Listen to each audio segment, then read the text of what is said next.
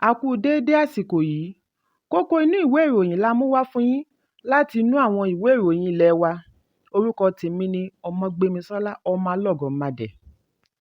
Ilé ìfowópamọ́ àgbà Central Bank of Nigeria (CBN) ti parí ìgbésẹ̀ láti gbégi dínà owó náírà tí ó ń tako owó dọ́là. Lára ìgbésẹ̀ yìí ni kí wọ́n fọ́n owó dọ́là sí ọjà. Ọ̀kan lára àwọn ọ̀gá iléeṣẹ́ CBN tí kò fẹ́ dárúkọ ara rẹ̀ sọ fún akọ̀ròyìn lánàá wípé níbi tí ọ̀rọ̀ gbé dúró báyìí, CBN yóò fọ́n ọ̀pọ̀lọpọ̀ owó dọ́là sí ọjà kí ara lè balẹ̀ fún pàṣípààrọ̀ owó.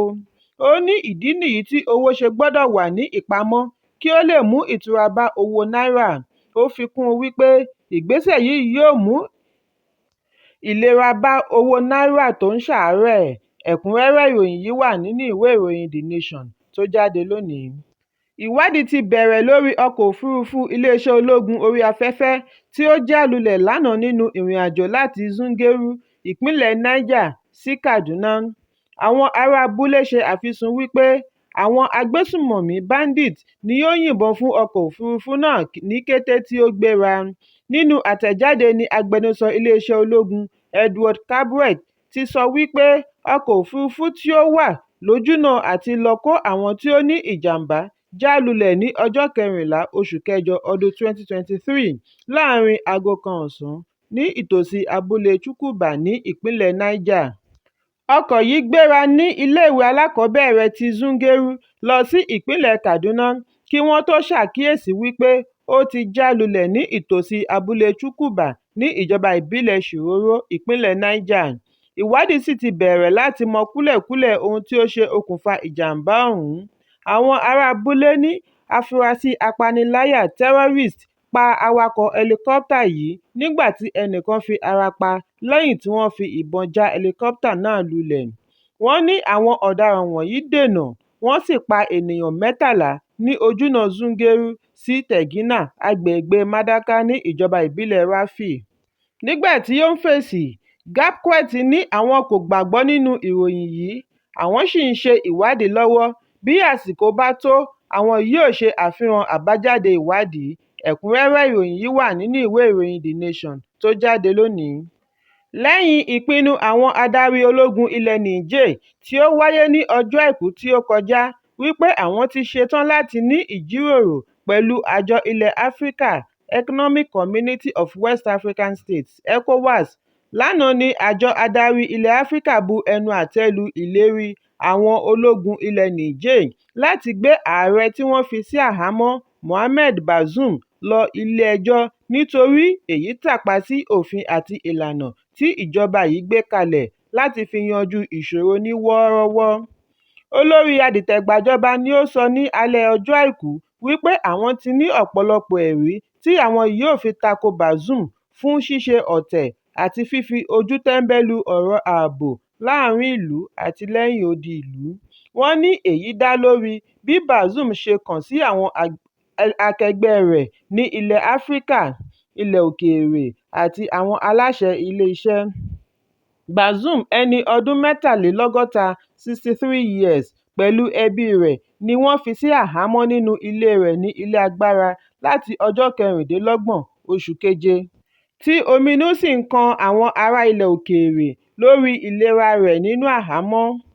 Nínú ìfọ̀rọ̀wánilẹ́nuwò pẹ̀lú Deutsche Welle láti ilẹ̀ Jámánì ní adarí ìgbìmọ̀ ìjọba Prime Minister Ali Mahman Lamin Zein ti sọ wípé bí ó tilẹ̀ jẹ́ wípé ìṣòro ńlá ni wọ́n kojú, àwọn yóò borí rẹ̀.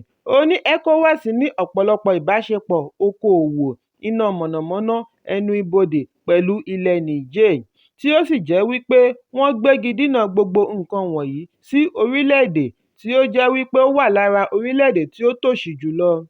Síwájú àkókò yìí ni adarí ológun sọ wípé ó nira fún àwọn ará ìlú láti ní àǹfààní sí oògùn, oúnjẹ àti iná mọ̀nàmọ́ná. Ó wá ṣe àpèjúwe ìwà yìí gẹ́gẹ́ bí èyí tí kò bá òfin mu, tí ó fi ìyà jẹ ọmọ ènìyàn tí ó sì tàbùkù. Ẹ̀kúnrẹ́rẹ́ ìròyìn yìí wà nínú ìwé ìròyìn The Guardian tó jáde lónìí. Iléeṣẹ́ ológun ti sọ wípé àwọn yóò bẹ̀rẹ̀ ìpolongo lórí títẹ̀lé àṣẹ ìrìnnà láàrin àwọn òṣìṣẹ́ wọn bí 5 nínú àwọn òṣìṣẹ́ wọn tí wọn kò tíì dámọ̀ ṣe ṣe ìkọlù sí òṣìṣẹ́ ojú pópó Lagos State Traffic Management Agency (LASTMA) ní àná ọjọ́ Ajé. Fídíò oníṣẹ́jú 31 (31 seconds) ni ó ṣe àfihàn bí àwọn ológun pẹ̀lú ìbòjú kí wọ́n má bàa dá wọn mọ̀ pẹ̀lú ará ìlú méjì tí ọ̀kan nínú wọn lo ìbòjú ṣe kọlu òṣìṣẹ́ LASTMA ní agbègbè Ọjọ́ta, ìpínlẹ̀ Èkó. Bí òṣìṣẹ́ LASTMA ṣe ń bẹ̀bẹ̀ fún àánú ni ọ̀kan nínú àwọn ológun yìí ń ta á nípàá pẹ̀lú bàtà ẹsẹ̀ rẹ̀. Gbogbo ẹ̀bẹ̀ rẹ̀ fún àánú ni àwọn ológun yìí kọ etí ikún sí bí wọ́n ṣe lù ú ní àlùbami ya aṣọ rẹ̀ kí wọ́n tó fi agbègbè náà sílẹ̀ lọ́gán. Síwájú àkókò yìí ni wọ́n ṣe àfihàn fídíò oníṣẹ́jú 16 (16 seconds) níbi tí òṣìṣẹ́ LASTMA ti ń wọ́ òṣìṣẹ́ ológun bọ́ sílẹ̀ níwájú ọkọ̀ èrò tí ó sì ń nà án pẹ̀lú igi. Bí ó tilẹ̀ jẹ́ wípé ẹnikẹ́ni kò tíì mọ ìdí tí èyí fi wáyé, bákan náà ni wọn kò lè sọ bóyá fídíò méjèèjì ní nǹkan ṣe papọ̀. Ṣùgbọ́n nígbà tí ó ń fèsì, agbẹnusọ fún iléeṣẹ́ ológun, Ọ̀gágun Onyema Nwachukwu sọ wípé iléeṣẹ́ ológun ń gbìyànjú láti ṣe ìdánilẹ́kọ̀ọ́ òfin ìrìnnà fún àwọn òṣìṣẹ́ wọn. Ó ní ìjà òṣìṣẹ́ ológun àti LASTMA ti ń ṣe lemọ́lemọ́ jù, kí àwọn tí wọ́n ń gbófinró náà má ṣe fi ọwọ́ ara wọn tẹ òfin lójú mọ́lẹ̀ nípa wíwọ ìyá ìjà pẹ̀lú arúfin, nítorí èyí á máa dá wàhálà sílẹ̀ ní ọ̀pọ̀lọpọ̀ ìgbà. Ẹ̀kúnrẹ́rẹ́ ìròyìn yìí wà nínú ìwé ìròyìn Punch tó jáde lónìí. Ilé-iṣẹ́ elépo The Nigerian National Petroleum Company Limited (NNPCL) ti fọhùn lórí èròǹgbà àlékún owó jálá epo tí a mọ̀ sí petrol. Lórí ẹ̀rọ abánidọ́rẹ̀ẹ́ ni wọ́n ti ṣe àfihàn rẹ̀ ní alẹ́ àná ọjọ́ Ajé wípé àwọn kò ní i lọ́kàn láti fi owó kún owó epo.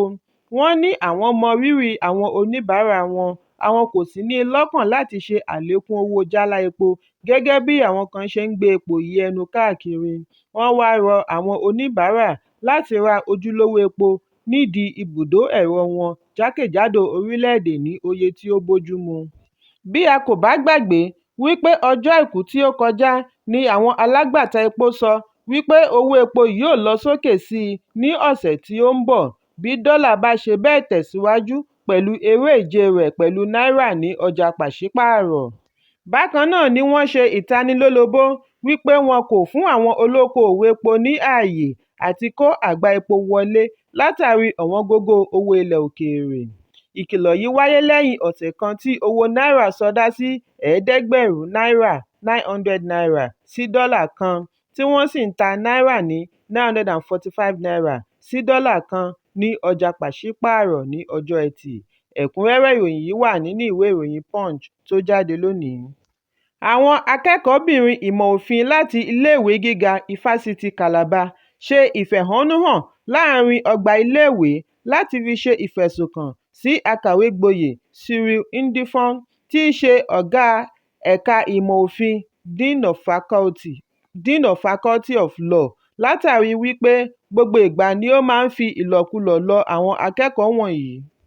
Àwọn akẹ́kọ̀ọ́ wọ̀nyí rìn káàkiri ọgbà iléèwé ní ọ̀sán àná pẹ̀lú àkọlé lórí pátákó àti ariwo "Ndifon gbọ́dọ̀ lọ". Lára àwọn àkọlé tí ó wà lára pátákó tí àwọn akẹ́kọ̀ọ́ yìí nà sókè ni, ẹ jẹ́ n kà á ní Gẹ̀ẹ́sì: "Ndifon must go. We are tired of sucking for marks. Law girls are not bonanza. Professor Ndifon must stop grabbing our bum-bum", àti bẹ́ẹ̀ bẹ́ẹ̀ lọ. Ààrẹ àjọ àwọn akẹ́kọ̀ọ́ ìmọ̀ òfin Law Students Association of Nigeria (LAWSAN) ẹ̀ka ti UNICAL, Benedict Otu, ni ó darí àwọn akẹ́kọ̀ọ́ ìfẹ̀hónúhàn tako Ndifon. Ṣùgbọ́n nígbà tí ó ń fèsì lórí ẹ̀rọ ìbánisọ̀rọ̀, akàwégboyè Ndifon sẹ́ gbogbo ẹ̀sùn tí wọ́n fi kàn án. Ó ní ẹnìkan tí ó lérí láti ba tòun jẹ́ ni ó ṣe àgbékalẹ̀ ìfẹ̀hónúhàn yìí. Ó ní láti ìgbà tí òun ti jáwé olúborí nínú ìdìbò tí ó sọ òun di adarí ẹ̀ka Dean of Faculty ni òun ti ń kojú ìṣòro bíi kí wọ́n máa fi ọyàn dẹ páńpẹ́ fún òun. Ṣùgbọ́n ọ̀gá àgbà Vice Chancellor akàwégboyè Florence Obi ti fi dá àwọn akẹ́kọ̀ọ́ lójú wípé àwọn yóò ṣiṣẹ́ lórí ẹ̀sùn náà. Ẹ̀kúnrẹ́rẹ́ ìròyìn yìí wà nínú ìwé ìròyìn Daily Post tó jáde lónìí. Kókó inú ìwé ìròyìn àsìkò yìí kò ní jù báyìí lọ. Ẹ pàdé mi ní ìrọ̀lẹ́ fún àkọ́tun. Kí a tó lọ, ẹ má ṣaláì fi àríwísí yín ránṣẹ́, ìyẹn comment, kí ẹ sì bá wa subscribe sójúnà wa lórí YouTube kí Kókó Inú Ìwé Ìròyìn lè máa tẹ̀ yín lọ́wọ́ ní kíákíá.